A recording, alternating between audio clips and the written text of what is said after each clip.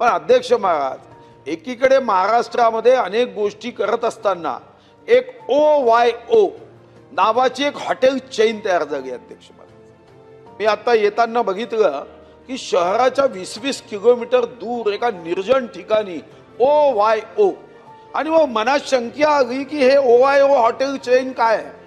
अध्यक्ष महाराज, ही अतिशय गंभीर बाब सरकारने लक्ष देण्याची आहे की या हॉटेलसाठी कोणत्याही ग्रामपंचायतची परवानगी घेतली जात नाही, कोणत्याही नगर परिषदची परवानगी घेतली जात नाही, कोणत्याही महानगरपालिकेची परवानगी घेतली जात नाही, आणि या हॉटेलमध्ये 1 तासासाठी खोली भाड्याने दिल्या जाते।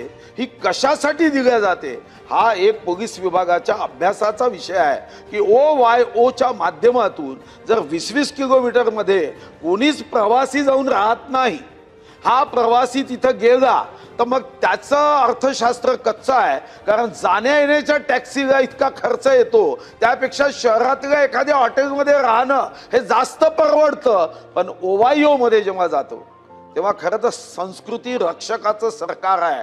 इथं जर संस्कृतीचा ऱ्हास होत असेल तर माननीय उद्योग आपला गृह राज्यमंत्री बसले आहे, त्यांना OYOचा अभ्यास करावा आणि एकदा महाराष्ट्रात किती OYO आहे याची माहिती हे माननीय मंत्री महोदयांनी देण्याची आवश्यकता आहे।